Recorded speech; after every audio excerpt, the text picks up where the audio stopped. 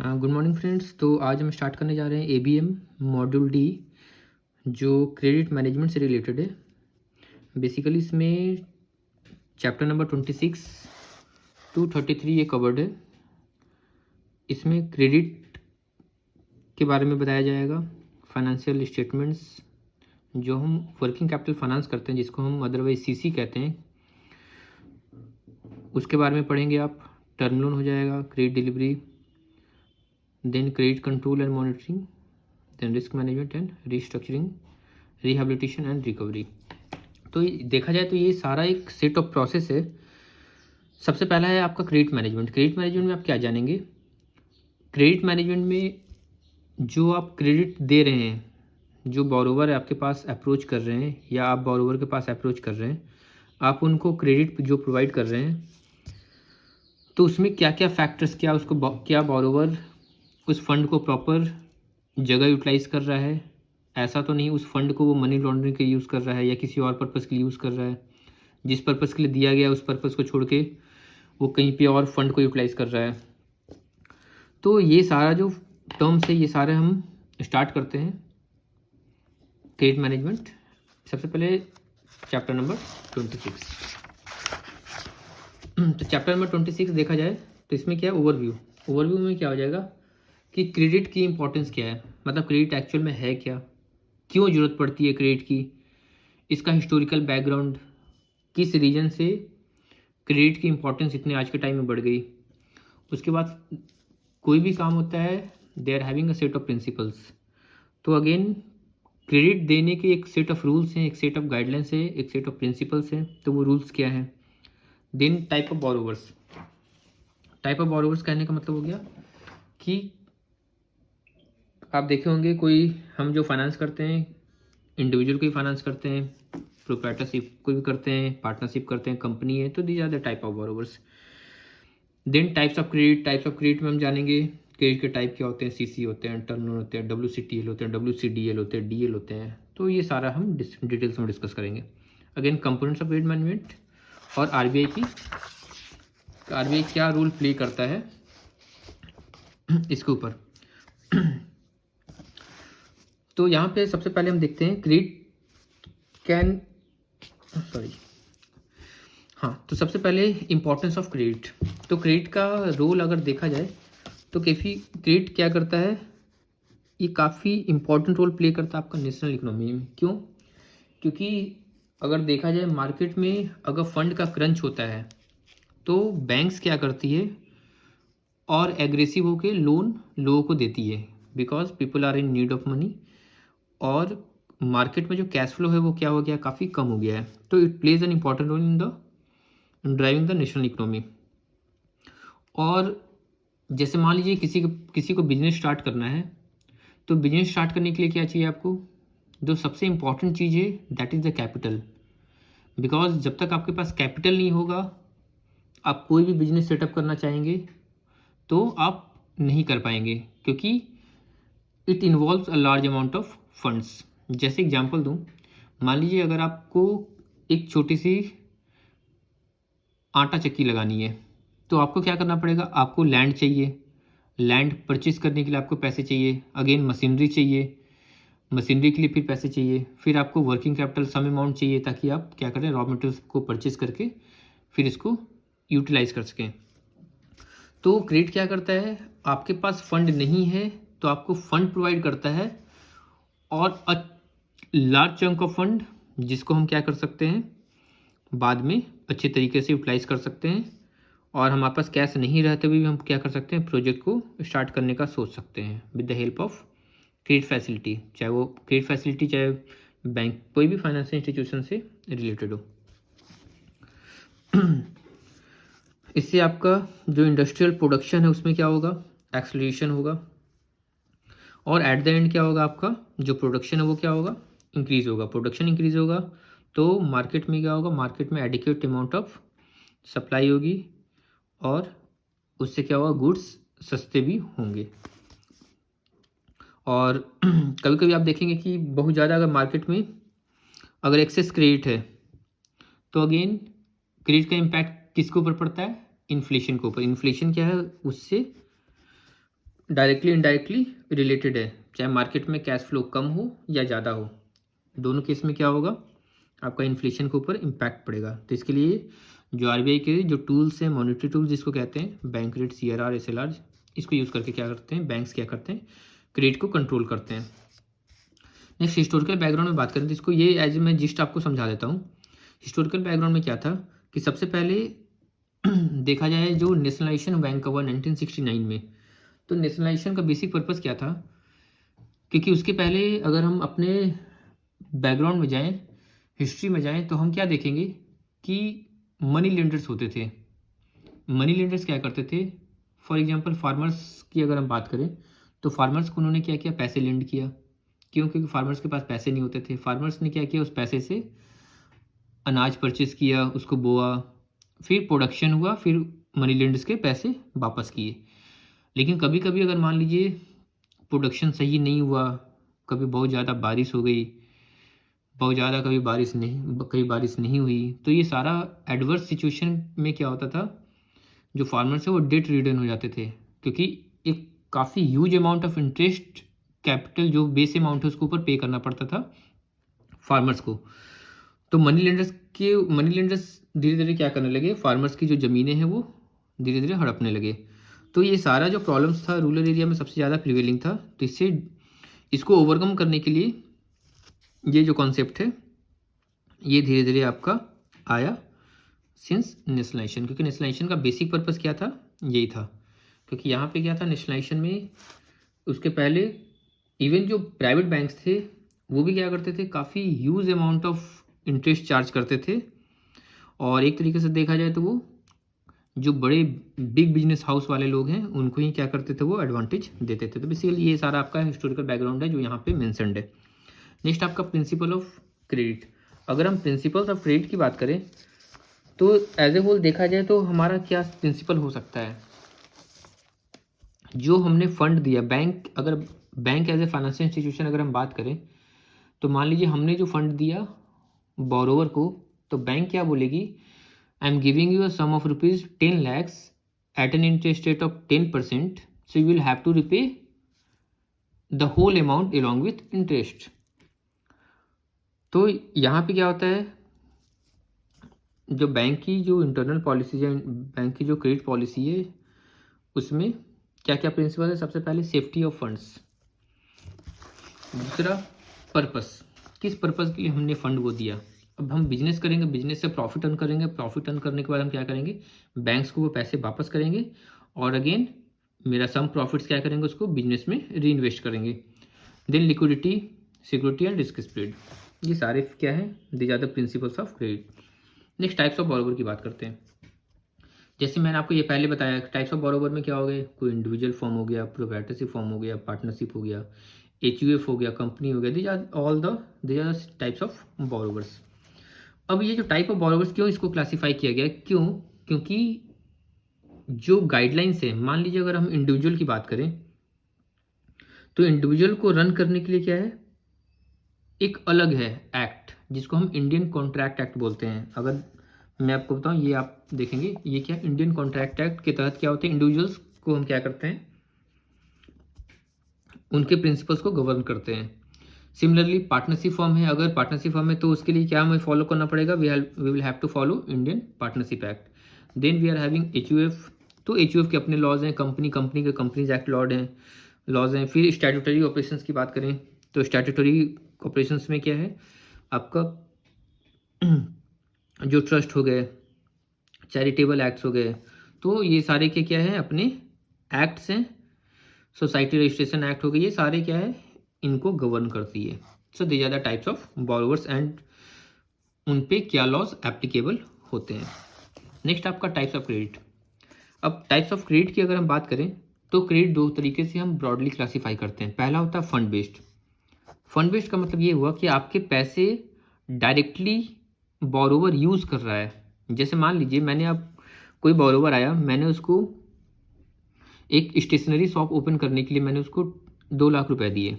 उसने क्या किया, 2 लाख रुपए का स्टेशनरी शॉप जो स्टार्ट करना चाहता है, बैंक ने क्या किया, 2 लाख उसको रुपए दिए उससे क्या करेगा, वो स्टेशनरी परचेज करेगा, स्टेशनरी परचेज करने के बाद उसको सेल करेगा, उससे पैसे जो आएंगे उस पैसे को बैंक को वो क्या करेगा, डिपॉजिट करेगा अलॉन्ग विथ इंटरेस्ट। तो ये हो गया फंड बेस्ड, क्योंकि इसमें जो फंड है ये एक्चुअल क्या हो रहा है, बोरोवर यूज़ कर पा रहा है। तो ये हो गया फंड बेस्ड। नॉन फंड का एग्जांपल होता है बैंक गारंटी। जैसे आप देखेंगे बहुत सारे जो कॉन्ट्रैक्टर्स होते हैं ये क्या करते हैं, बैंक में अप्रोच करते हैं बैंक गारंटीज के लिए। क्यों करते हैं, क्योंकि बैंक गारंटी क्या है, जैसे मान लीजिए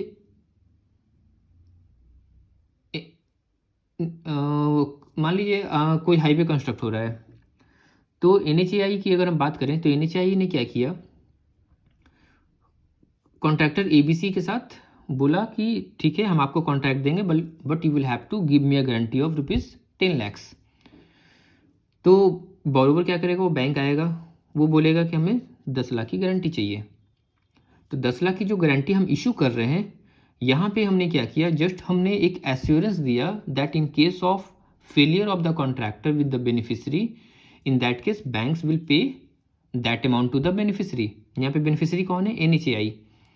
तो national highway authority of India ये आपका बेनिफिशियरी हो गया। बोरोवर जो जिसका अकाउंट बैंक के साथ मेंटेन हो रहा है, जो बैंक गारंटी के लिए डिमांड कर रहा है ऑन बिहाफ ऑफ बेनिफिशियरी। तो ये आपका क्या होगा, नॉन फंड। क्योंकि यहाँ पे देखिए हमने क्या किया, डायरेक्टली फंड को यूटिलाइज नहीं किया, कोई मनी का ट्रांसफर नहीं हुआ, बस क्या हुआ, बैंक ने क्या किया, एक कमिटमेंट दिया। यहाँ पे क्या हुआ, कोई ट्रांसफर ऑफ मनी नहीं हुआ, बैंक ने बस क्या किया, एक कमिटमेंट दिया। किसके भी आप पे, ऑन हिज क्लाइंट। वो क्लाइंट कौन है, वो क्लाइंट जो है वो आपका जो बेनिफिशियरी है वो क्या है, वो क्लाइंट है।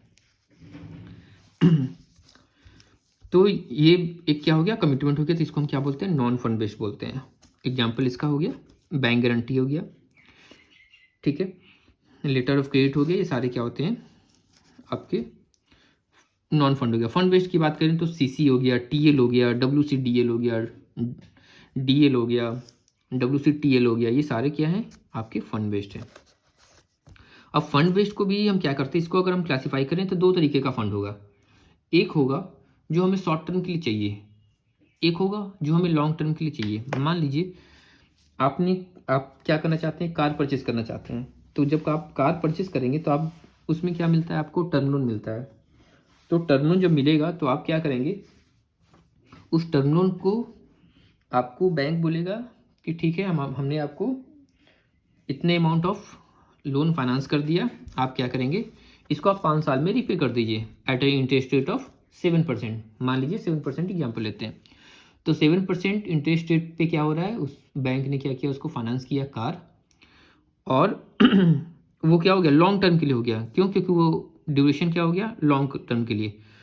तो जो लॉन्ग टर्म क्रेडिट होते हैं इसको हम क्या बोलते हैं, इसको हम अदरवाइज टर्म लोन बोलते हैं।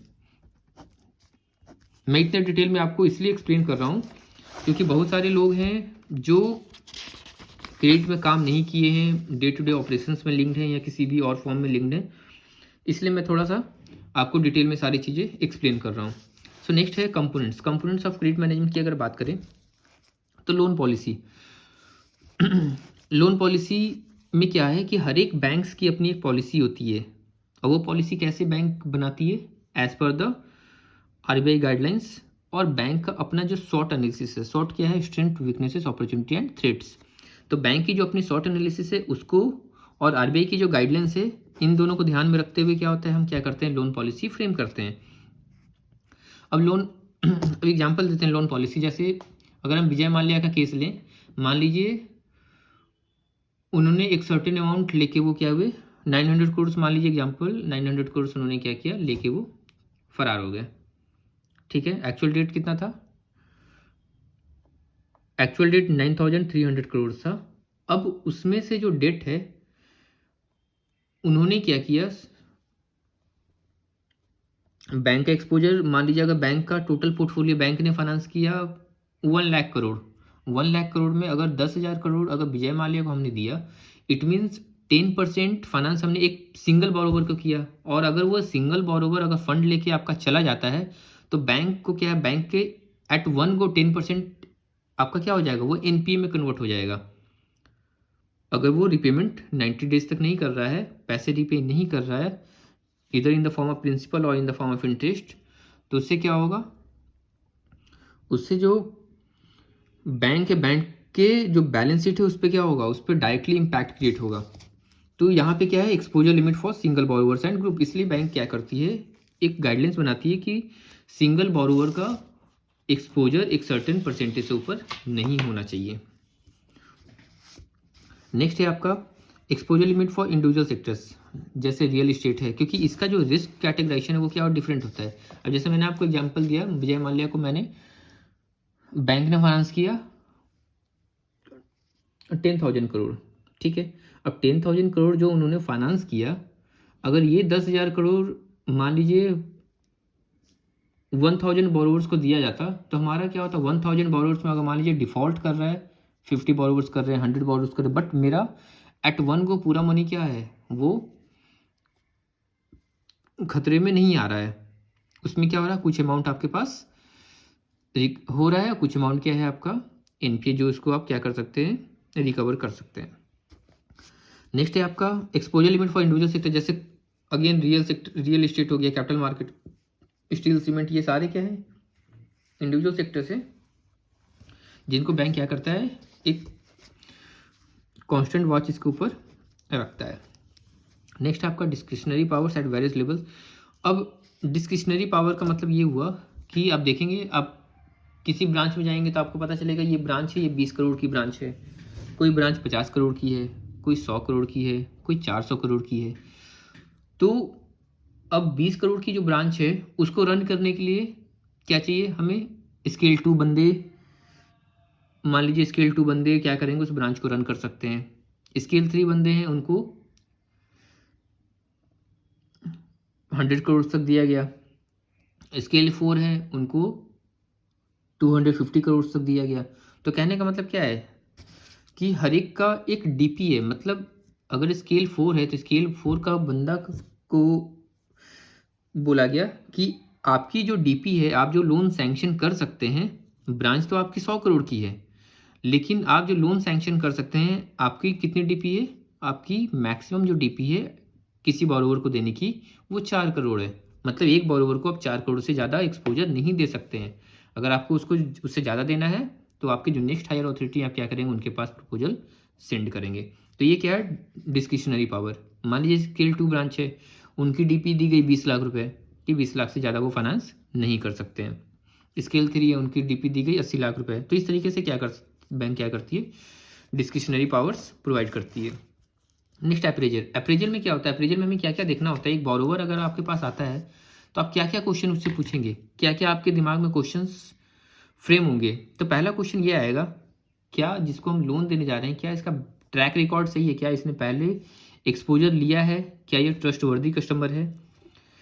फिर क्या इसको हम जो पैसे देंगे वो इस पैसे का क्या करने जा रहा है, क्या उसके पास कोई प्रोजेक्ट है, उस प्रोजेक्ट में क्या रिस्क इन्वॉल्व है। मान लीजिए आज के डेट में अगर इंडस्ट्री सेक्टर की बात करें, हम ले लीजिए होटल मैनेजमेंट की बात करते हैं, टूरिज्म की बात करते हैं, तो हम देखेंगे कि कोविड के कारण ये जो सेक्टर्स हैं काफ़ी ज़्यादा क्या हुए, इन्फ्लुएंस्ड हुए हैं। तो अगर ये सेक्टर्स इन्फ्लुएंस हुए, इसका मतलब ये हुआ कि वहाँ पे क्या है, रिस्क इन्वॉल्व है। तो what are the risk involve. फिर should I give him the amount he has asked for और अ डिफरेंट अमाउंट। कोई बरोबर आया, वो बोला कि हमें 50 लाख रुपया चाहिए, तो आप ये देखेंगे कि क्या एक्चुअल में उस बोरोवर को 50 लाख की रिक्वायरमेंट है, या उससे ज़्यादा है, या उससे कम है।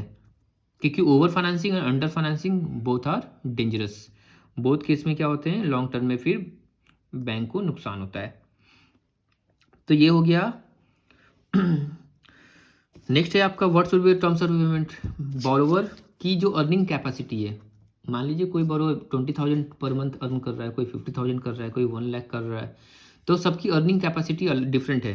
तो कितना रिपेमेंट एबिलिटी, उसके हिसाब से क्या होगा, नंबर ऑफ टेन्योर्स डिसाइड करेंगे। जैसे एग्जांपल हमने कार लोन का दिया, कार लोन हमने किसी बोरोवर का फाइनेंस किया, तो बोरोवर ने बोला मैं इसको 1 साल में ख़त्म कर दूंगा, कोई बोरोवर बोला मैं इसे 3 साल में ख़त्म कर दूंगा, कोई बोला मुझे 5 साल चाहिए।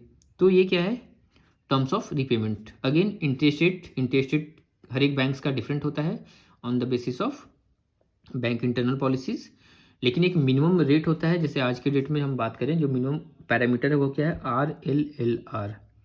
ये आपका क्या बेंचमार्क रेट है, इसके ऊपर क्या होता है, स्प्रेड होता है। मान लीजिए RLLR प्लस 0.20%, 0.30%। और RLLR ये जो है ये आपका आपका जो RBI की जो मॉनेटरी पॉलिसी है उस पर क्या करती है, डायरेक्टली ये इम्पैक्टेड होती है। नेक्स्ट है आपका what covenant should be prescribe to have effective monitoring project activity in which money investment. उसके बाद जिस प्रोजेक्ट में उसने पैसा लगाया, जिस प्रोजेक्ट में वो पैसा लगाएगा, तो क्या उसका प्रॉपर मॉनिटरिंग क्या होना चाहिए, उसको किस तरीके से इन्वेस्ट कर रहा है वो देखना चाहिए। फिर हम जो फाइनेंस कर रहे हैं, क्या उस फाइनेंस के लिए हमें कोलेटरल सिक्योरिटी की रिक्वायरमेंट है। कोलेटरल सिक्योरिटी का मतलब हुआ कि बोरोवर हमें क्या करेगा, जैसे मान लीजिए उसने घर बैंक के पास गिरवी रख दिया, उसके बदले में क्या किया, बैंक ने उसको फाइनेंस किया। That house is a collateral property for the bank. Collateral means आपका सिक्योरिटी हो गया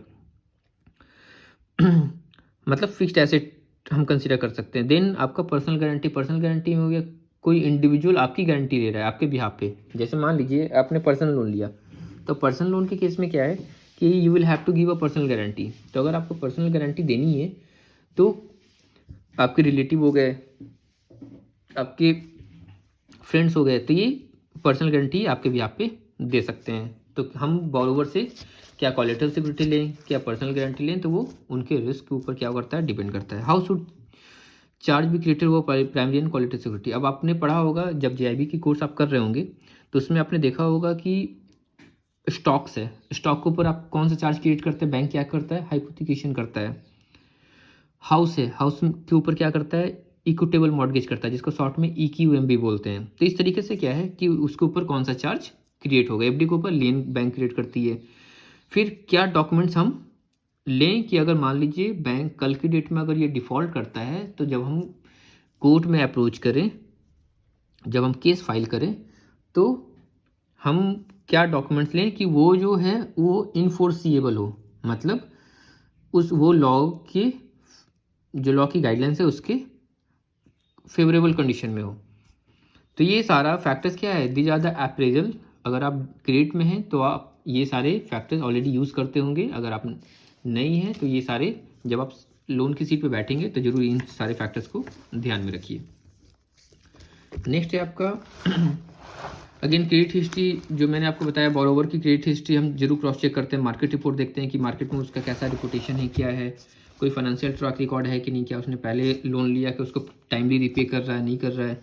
फिर टेक्नो इकोनॉमिक फिजिबिलिटी रिपोर्ट हो गया, जो एक्टिविटी जिसमें वो काम करना चाहता है क्या वो कितना फिजिबल है और उसके पास क्या सिक्योरिटीज अवेलेबल है, उसकी वैल्यू क्या है, और कल के डेट में अगर उसको हम सेल करते हैं तो उसकी रिलायजेबल वैल्यू क्या है। देन डिलीवरी में आपका लीगल एस्पेक्ट्स हो गया, लीगल एस्पेक्ट जैसे आपका डॉक्यूमेंटेशन हो गया, क्रिएशन ऑफ चार्ज हो गया। Then control and monitoring.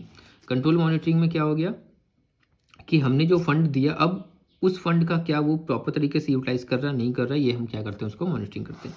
Then credit risk management, ये क्या है, बैंक क्या करती है, time to time policy frame करती है ताकि हम बोरोवर को प्रॉपरली मॉनिटर कर सकें।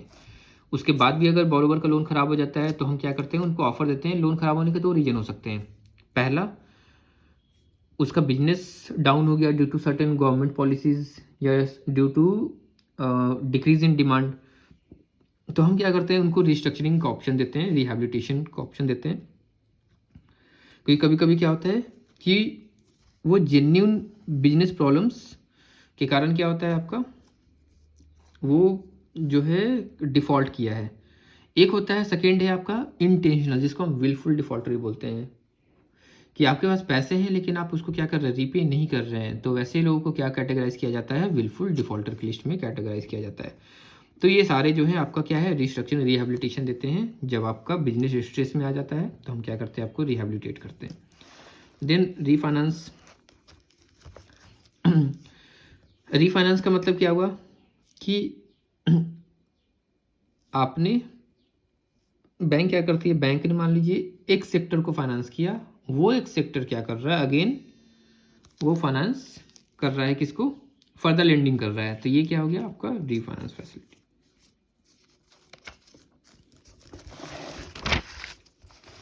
नेक्स्ट आपका रूल ऑफ RBI गाइडलाइंस में बैंक क्रेडिट मैनेजमेंट आरबीआई की गाइडेंस की बात करें तो आरबीआई टाइम टू टाइम अपने सर्कुलर के थ्रू क्या करती है, बैंक को इन्फॉर्म करती है जो रिस्क है, इंडस्ट्री से रिलेटेड रिस्क है, रिस्क को कैटेगराइज करती है, ये सारी क्या करती है वो बैंक को बताती है ताकि बैंक क्या करे, इसको प्रॉपरली मॉनिटर करे। And use of funds, and use of funds का मतलब ये हुआ कि जो पैसे हमने बोरोवर को दिए वो पैसे जो है बोरोवर ने सही जगह यूटिलाइज किए या नहीं किए। जैसे हमने बोरोवर को दिया 10 लाख रुपये बिजनेस करने के लिए, उसने क्या किया, उससे बिजनेस नहीं करके उसने उस पैसे से क्या किया, घर खरीद लिया। तो इससे क्या हुआ, इससे बैंक का जो एंड यूज ऑफ फंड्स था वो क्या हुआ, वो डाइवर्ट हो गया। मतलब जो जिस पर्पस के लिए बैंक ने पैसे दिए थे उस पर्पस के लिए उसको यूज़ नहीं किया गया। तो एंड यूज ऑफ फंड हम क्या करते हैं, मॉनिटर करते हैं थ्रू स्क्रूटनी ऑफ बुक्स हो गया, इंस्पेक्शन करते हैं सिक्योरिटीज़ का, फिर फाइनेंशियल स्टेटमेंट से बॉरोवर से डिमांड करते हैं,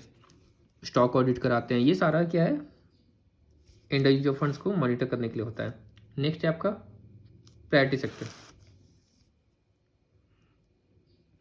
प्रायोरिटी सेक्टर की अगर हम बात करें तो अगेन इसके बारे में आपने पहले भी डिटेल में पढ़ा होगा कि प्रायोरिटी सेक्टर में 40% जो है बैंक्स, वो आरबीआई क्या बोलती है कि 40% आपको जो लेंडिंग करना है अंडर प्रायोरिटी सेक्टर। और प्रायोरिटी सेक्टर में अगेन रिक्लासिफिकेशन है, आप एग्रीकल्चर को कितना फाइनेंस करेंगे, एमएसएमई को कितना फाइनेंस करेंगे, केवीआईसी को कितना करेंगे, वीकर सेक्शन को कितना करेंगे, ये सारा जो है आपका सेक्टर से। तो पहला ये आपका एग्रीकल्चर फाइनेंस हो गया, सेकेंड है आपका फाइनेंस टू एमएसएमईज हो गया, केवीआईसी हो गया, loan sanction by banks to MFIs, micro finance industries हो गया। फिर ओवरड्राफ्ट, जो जनधन अकाउंट ओपन हुए थे तो उसमें जनधन फैसिलिटी में ओवरड्राफ्ट फैसिलिटी दी जा रही थी। ओवरड्राफ्ट का मतलब ये हुआ कि आपका जैसे मान लीजिए आपके करंट अकाउंट में 0 बैलेंस है, बट अगेन बैंक क्या कर रही है, आपको परमिट कर रही है कि you can withdraw amount of 10,000 in the form of overdraft. मतलब वो क्या हो गया आपका, तो प्राइम पीएमजेडीवाई जो अकाउंट्स थे उसमें गवर्नमेंट ने क्या किया, पहले इनिशियल में 5,000 का क्या किया था, इसमें ओवरड्राफ्ट फैसिलिटी दी थी, फिर इसको बाद में बढ़ा के 10,000 कर दिया गया था। फिर आपका factoring transactions on with recourse basis by banks which carry out the business of factoring departmentally. तो अगेन फैक्टरिंग ट्रांजेक्शन्स के लिए क्या हो गया आपका, हो गया फिर हाउसिंग फाइनेंस हो गया, एजुकेशन लोन्स हो गया, एक्सपोर्ट के रिसोर्स इंफ्रास्ट्रक्चर, रिन्यूएबल एनर्जी। फिर ये सारे जो फैक्टर्स हैं, एसएचजी को हो गया, लोन टू डिस्ट्रिक्ट पर्सन, तो ये सारे जो प्रायोरिटी सेक्टर में वो ये सारे इंक्लूडेड हैं।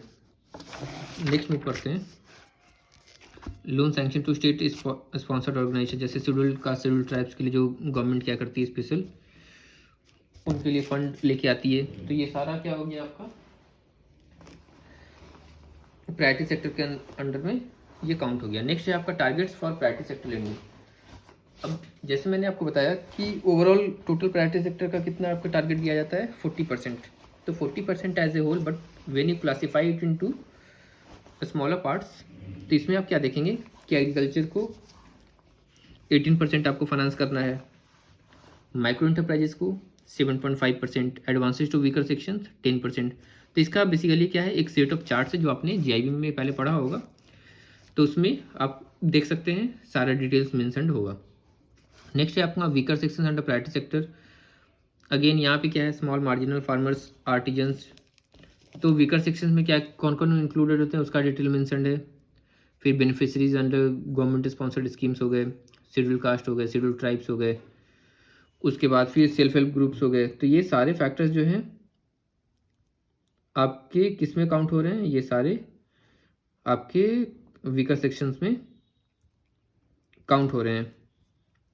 नेक्स्ट हो गया person with disabilities, overdraft facilities, minority communities. तो ये सारा आप देख रहे हैं, ये सारा क्या है,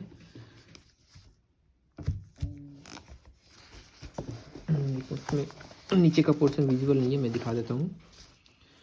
ये हो गया ओवरड्राफ्ट फैसिलिटी, माइनॉरिटीज़ हो गया, as may be notified by India. तो ये सारा क्या होता है आपका कंसिडर किया जाता है।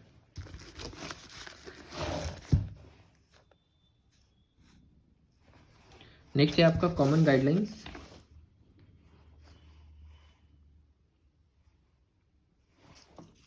For priority sector loans.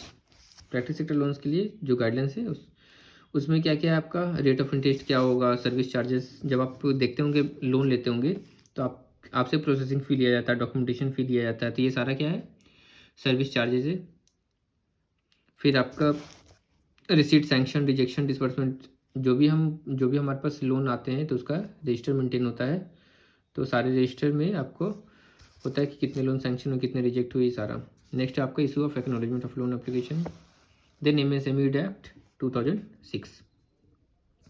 तो ये एक्ट क्या बोलता है, ये एक्ट 2006 जो है, ये इसने क्या किया कि जो इंटरप्राइजेज है उसको 3 पार्ट में क्लासीफाई किया। एक माइक्रो, एक स्मॉल, एक मीडियम।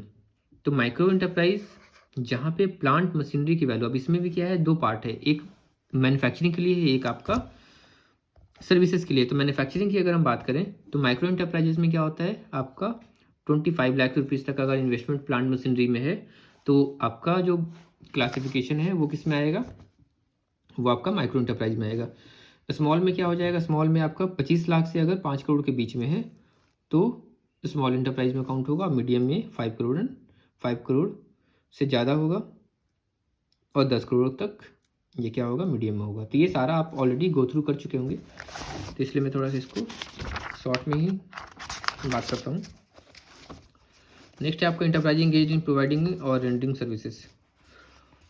ये आपका मैंने पहला बताया था आपको मैन्युफैक्चरिंग के लिए, सेकंड है आपका सर्विसेज के लिए। तो सर्विसेज में अगेन माइक्रो इंटरप्राइज में क्या होता है, 10 लाख हो जाता है, स्मॉल में 10 से 2 करोड़ हो गया, और मीडियम में 2 करोड़ से 5 करोड़ हो गया। तो ये आपका सर्विसेज के लिए हो गया। नेक्स्ट है common guidelines instructions for lending to MSME sector. अगर हम कॉमन गाइडलाइंस इंस्ट्रक्शंस की बात करें तो सबसे पहले क्या है, एक issue of acknowledgement of loan application to MSME borrowers. कोई भी अगर बोरोवर आपके पास आता है तो आप क्या करते हैं, लोन एप्लीकेशंस को एक्नॉलेज करते हैं, और एक्नॉलेजमेंट क्या करते हैं, बोरोवर को आप देते हैं कि मैंने आपका प्रपोजल एक्सेप्ट कर लिया है। फिर इसको प्रोसेसिंग करेंगे, फिर आपको उसके अकॉर्डिंगली इन्फॉर्म किया जाएगा। सेकेंड है आपका कोलेट्रल।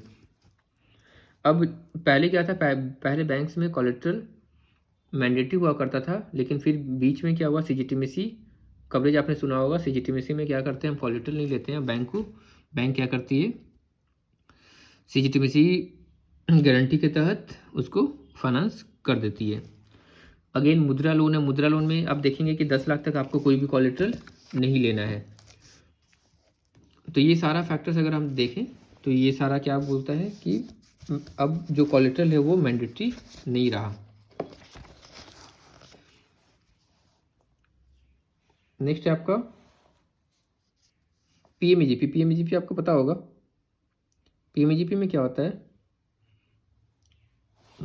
इसमें आप सीसी और टीएल मतलब वर्किंग कैपिटल और टर्म लोन दोनों क्या करते हैं, आप देते हैं। टर्म लोन देते हैं आप सेटअप करने के लिए, और सीसी देते हैं आप उसको वर्किंग कैपिटल जो डे टू डे रिक्वायरमेंट्स है उसको फाइनेंस करने के लिए। तो अगेन ये आपका पीएमईजीपी में आपको क्या है, कोलेट्रल फ्री है, मुद्रा में कोलेट्रल फ्री है।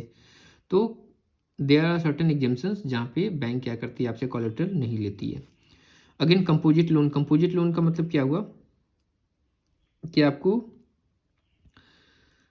Miscellaneous working capital along with term loan आपको लोन दिया जा रहा है on a single platform.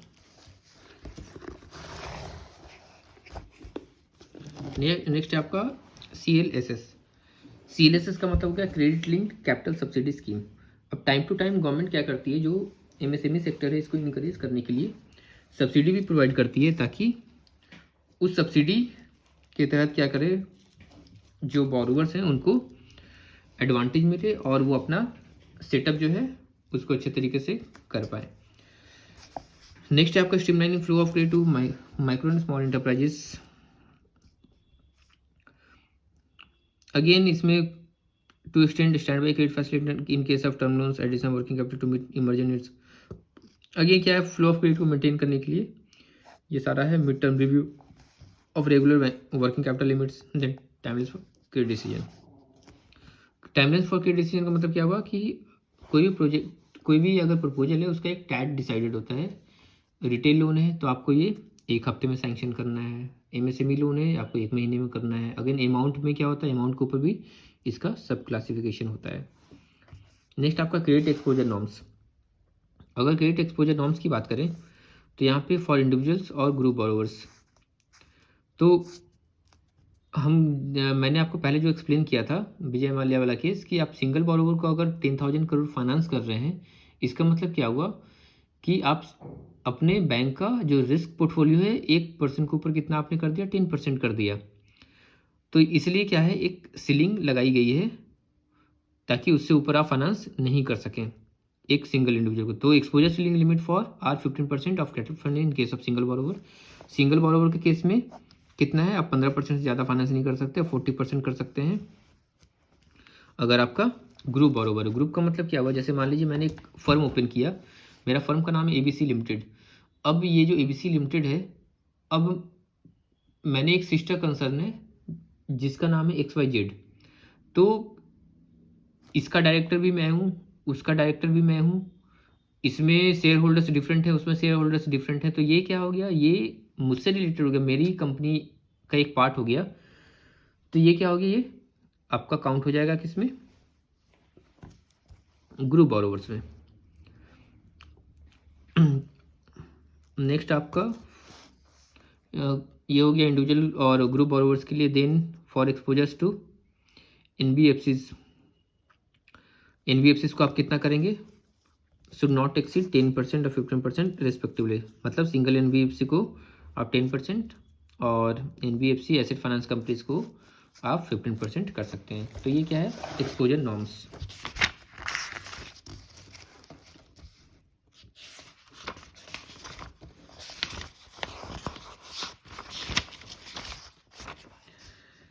Next है आपका कंसोर्शियम एग्रीमेंट्स। कंसोर्शियम अरेंजमेंट का मतलब ये हुआ कि कभी कभी ऐसा होता है कि मान लीजिए कोई बहुत बड़ा सेटअप, फॉर एग्जांपल घड़ी डिटर्जेंट।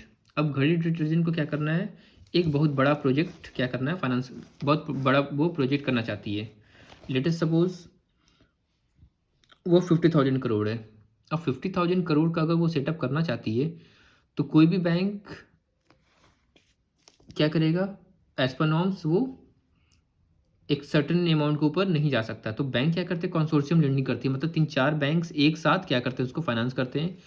कोई बैंक 1,000 करोड़ किया, कोई 2,000 किया, कोई 100 किया, या इवन इन स्मॉल केसेस जैसे रोटोमैक का एग्जांपल लेंगे। रोटोमैक आप देखेंगे तो रोटोमैक में ओरिएंटल बैंक ऑफ इंडिया ने, ओरिएंटल बैंक ऑफ कॉमर्स ने भी क्या किया था, फाइनेंस किया था। फिर जो SBI है, SBI ने फाइनेंस किया था, और बैंक्स ने भी फाइनेंस किया था, यूको बैंक ने किया। तो ये कहने का मतलब है कि ये सारे बैंक्स ने क्या किया, मिल के फाइनेंस किया।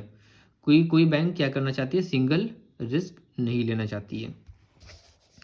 तो ये आपका कंसोर्शियम अरेंजमेंट्स के लिए भी क्या होता है।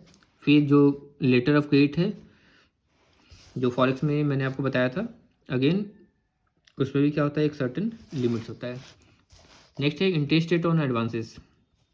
इसमें जनरल गाइडेंस में आपका वही है, पहले MCLR था, MCLR अब ये चेंज हो गया है। अब ये चेंज होकर क्या बन गया है आपका RLLR, एक्सटर्नल बेंचमार्क। जो RBI ने ऑप्शन दिया था कि या तो आप क्या कर सकते हैं, एक्सटर्नल बेंचमार्क से लिंक करना है आपको, इधर you can go through repo rate और थ्रू ट्रेजरी बिल्स। तो इससे आप क्या कर सकते हैं, आप लिंक कर सकते हैं रेट ऑफ इंटरेस्ट को। अगेन MCLR में क्या होता है, marginal cost of fund, negative carry on account of CRR, operating cost, tenor premium. तो ये सारा फैक्टर्स काउंट होकर क्या करता है, MCLR कंप्लीट होता है। MCLR जैसे आपने देखा होगा, ओवरनाइट MCLR हो गया, 1 मंथ MCLR हो गया, 3 मंथ हो गया, 6 मंथ हो गया, 1 ईयर हो गया। तो जैसे जैसे आपका ड्यूरेशन बढ़ेगा उतना क्या होगा, रेट ऑफ इंटरेस्ट आपका कम होगा। तो ये क्या होता है, ये सब कैलकुलेशन है जिसके कैलकुलेशन के तहत क्या करती है, MCLR जो है वो डिसाइड होता है। ठीक है। अब जैसे निगेटिव कैरी ऑन CRR की बात करें तो ये arises due to return on CRR balances being nil. तो required CRR into marginal cost divided by 1 minus CR। तो इससे हम क्या करते हैं, negative carry on CRR calculate करते हैं। CRR का मतलब हो गया जो कैश रिजर्व रेशियो, जो हम RBI के साथ फंड को मेंटेन करते हैं। नेक्स्ट है आपका ऑपरेटिंग कॉस्ट। जो बैंक का ऑपरेटिंग कॉस्ट आता है उसको भी बैंक क्या करते हैं, कंसिडर करती है। कितने ड्यूरेशन के लिए लोन दे रही है, वो फैक्टर्स भी क्या होते हैं, काउंट होते हैं। अब यहाँ पे देखिए बेंचमार्क जो मैंने बताया आपको, ओवरनाइट हो गया, 1 मंथ हो गया, 3 मंथ हो गया, 6 मंथ, 1 ईयर, तो ये क्या हो गया आपका बेंचमार्क हो गया। अब इसके ऊपर क्या करती है बैंक, क्या करती है स्प्रेड लगाती है। स्प्रेड मान लीजिए 0.2% हो गया, 1% हो गया, 1.5% हो गया, टाइप्स ऑफ लोन के ऊपर डिपेंड करते हैं।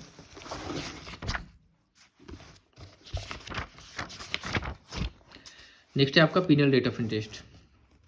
पीनल रेट ऑफ इंटरेस्ट हो गया। आप देखेंगे टाइम टू टाइम आरबीआई क्या करती है, पेनल्टी इंपोज करती है बैंक के ऊपर अगर वो उसके गाइडेंस को फॉलो नहीं कर रही है। अगेन मॉनेटरी क्रेडिट पॉलिसी, ये सारा क्या है आपका क्रेडिट रिस्ट्रिक्शंस है, जिसके तहत आपको क्या करना है, इसको गो थ्रू करना है और इनको आपको फाइनेंस नहीं करना है। जैसे loans against certificate of deposits, restrictions on grant of financial to industries producing consuming ozone depleting substances. तो गवर्नमेंट ने क्या किया, एक सेट ऑफ गाइडलाइंस, आरबीआई ने क्या किया, एक सेट ऑफ गाइडलाइंस प्रोवाइड किया है, जिसके तहत क्या होता है बैंक्स उस सेक्टर को फाइनेंस नहीं कर सकती है। Then are methods of credit assessment. Methods of credit assessment आपने सुना होगा एमपीबीएफ। एमपीबीएफ क्या होता है, मैक्सिमम परमिसिबल बैंक फाइनेंस, मतलब हम किसी पर्सन को मैक्सिमम कितना फाइनेंस कर सकते हैं on the basis of their sales, on the basis of their turnover, on the basis of their financials. Next delivery of credit. Delivery of credit यहाँ पे क्या है, in case of borrowers enjoying working capital credit of ₹10 crore and above, अगर 10 crore and above अगर working capital facility अगर कोई borrower enjoy कर रहा है from the banking system, the loan component should normally B 80%। तो 10 करोड़ में 80% क्या होगा, बैंक फाइनेंस करेगी, 20% क्या होगा banks however have the freedom to change the composition of working capital to engage in the cash credit component beyond 20% to engage the loan component beyond 80% as the case may be if they so desire। तो तो loan component क्या होता है, generally 80% होता है 10 करोड़ के ऊपर, लेकिन बैंक के पास ये फ्रीडम भी होता है कि बैंक क्या कर सकती है, इसकी कंपोजिशन को चेंज कर सकती है 20% के बियॉन्ड भी, और 80% से वो ऊपर लेके भी जा सकती है। Next, in case of borrowers enjoying working capital less than 10 crore, banks में persuaded them to go in for loan system by offering an incentive in the form of lower rate of interest. और bank क्या करती है, 10 करोड़ से नीचे वाले में आपका lower rate of interest offer करती है थ्रू लोन सिस्टम। नेक्स्ट आपका सीजनल इंडस्ट्रीज के लिए उसी तरीके से हो गया, in respect of certain business activity which are cyclical season nature और have inherent volatility, strict application of loan system में create difficulties for the borrower. अब सीजनल इंडस्ट्रीज के लिए क्या होता है, जैसे टी इंडस्ट्री है, टी इंडस्ट्री में क्या होता है कि आपका 2 से 3 महीना आपका क्या है कम्प्लीटली शट डाउन होता है। तो उसमें देखा जाए तो एक तरीके से वो सीजनल है, तो बैंक जो आरबीआई है उसके क्या उस तरह का जो फर्म है उसको उस हिसाब से क्या करती है, उसके लिए पॉलिसीज लेके आती है ताकि वो भी इफेक्टिवली अपना काम कर सकें। Income recognition and asset classification, again जो सेट ऑफ एसेट्स है जो फाइनेंस किया वो टाइमली आपका फंड आ रहा है नहीं आ रहा है, बैंक्स की प्रॉफिट उससे जनरेट हो रही है नहीं हो रही है, कितने टेन्योर तक, मान लीजिए जैसे आपने सुना होगा इसमें 0, 1, 2, तो ये सारा क्या है क्लासिफिकेशन है डिफ़ॉल्ट ऑफ बोरोवर्स के ऊपर, मतलब 30 डेज आपने रीपेमेंट नहीं किया तो इतना आपका इसमें 0 में आ जाएगा, इसमें 130 से 60 में, और 60 से 90 आपका इसमें 2 हो जाएगा, इसमें और 90 से ऊपर आपका एनपीए हो जाएगा। तो ये क्या है इनकम रिकॉग्निशन और एसेट क्लासिफिकेशन। मैंने क्या किया, आपके एसेट को क्लासीफाई किया कि आप स्टैंडर्ड हैं इसमें हैं, तो ये आपका हो गया। फिर लॉस हो गया, लॉस भी होता है, तो ये सारा आपका क्लासिफिकेशन। तो framework for dealing with loan frauds, again RBI का जो मास्टर सर्कुलर है उसमें सर्टेन गाइडलाइंस है जिसमें आप फ्रॉड को अर्ली डिटेक्ट कर सकते हैं थ्रू मॉनिटरिंग ऑफ ट्रांजेक्शन्स जो बोरोवर कर रहा है, बोरोवर का जो रिस्क टेकिंग एबिलिटी है उसको सारा को ध्यान रखते हुए हम कर सकते हैं। Early warning signals and red flagged accounts, तो रेड फ्लैग्ड अकाउंट का कॉन्सेप्ट क्यों लाया गया था, ताकि हम रिस्क को क्या करें मिटिगेट कर सकें, फ्रॉड जो होता है उसको हम मिटिगेट कर सकें। क्योंकि यहाँ पे क्या है, रेड फ्लैग्ड अकाउंट होता क्या है कि it is a suspicion of fraudulent activity which is throne up by presence of one और मोर अर्ली वार्निंग सिग्नल्स। जैसे मान लीजिए हमने आपको फाइनेंस किया, आपका डेली जो ट्रांजेक्शन है वो 10,000 20,000 हो रहा है, अचानक से कल की डेट में आपने क्या किया, 10 लाख का ट्रांजेक्शन किया, फिर आप ये इसी तरीके से कर रहे हैं, फिर अचानक से 10 लाख का ट्रांजेक्शन कर रहे थे, इसका मतलब ये देखना पड़ेगा, ये एक तरीके से अलर्ट हो गया उस बोरोवर के अकाउंट को लेके कि you should monitor that account, कि उसके अकाउंट में कुछ गलत फंड्स तो नहीं आ रहे हैं या उसके बिजनेस से रिलेटेड हैं या नहीं है। तो वो क्या होता है, आपका अर्ली वार्निंग सिग्नल का रेड फ्लैग अकाउंट्स फिर उसको किया जाता है। नेक्स्ट आपका transfer borrower from one bank to another bank. अब मान लीजिए बैंक ए है, यहाँ पे कस्टमर की वॉल्यूम काफ़ी ज़्यादा है, आपको प्रॉपर सर्विस नहीं मिल रही है, तो आप क्या करते हैं, आप अप्रोच करते हैं दूसरे बैंक को जहाँ पे आपको अच्छी कस्टमर सर्विस मिल सके। तो कहने का मतलब है कि इस तरीके का जो पॉलिसीज है इसको हम क्या बोलते हैं, टेक ओवर। मतलब बैंक ए का जो अकाउंट है, अगर मान लीजिए एसबीआई है, एसबीआई में किसी बोरोवर का अकाउंट है, एचडीएफसी ने क्या किया, उस बोरोवर का अप्रोच किया, उस अकाउंट को अपने पास वो ले जाना चाहती है, तो उसको क्या बोलते हैं, टेक ओवर। तो टेक ओवर के थ्रू क्या करेगी वो, उस अकाउंट को अपने पास लेके चली जाएगी। अगेन लेंडिंग अंडर कंसोर्शियम, ये आपका कंसोर्शियम लेंडिंग के तहत भी क्या होता है, आपका ट्रांसफ़र होता है। Then fair practices code, again basic है, सेम आपका जितने भी आप जो लोन सैंक्शन कर रहे हैं वो ट्रांसपेरेंट मैनर में कर रहे हैं, जो भी कॉस्ट है वो ट्रांसपेरेंट है, कोई हिडन नहीं है। तो ये सारा आपका क्या है, फेयर प्रैक्टिसेस कोड होगा। Then banking codes, BCSBI code, तो ये क्या है, एक तरीके से कमिटमेंट है माइक्रो स्मॉल इंटरप्राइजेस के लिए, जो क्या करता है, एक minimum set of standards banking practices के लिए लेके आता है, ताकि जो MSME सेक्टर से उसके तहत क्या हो सके, गवर्न हो सके और MSME सेक्टर को प्रोटेक्ट किया जा सके। तो इस तरीके से ये जो चैप्टर्स है, थोड़ा वीडियो आज लंबा हो गया बट थोड़ा सा एक्सप्लेन करना था ब्रीफली, तो इसलिए मैंने इसको सारे को एक्सप्लेन कर दिया। मिलते हैं आपसे नेक्स्ट चैप्टर में। Thank you so much.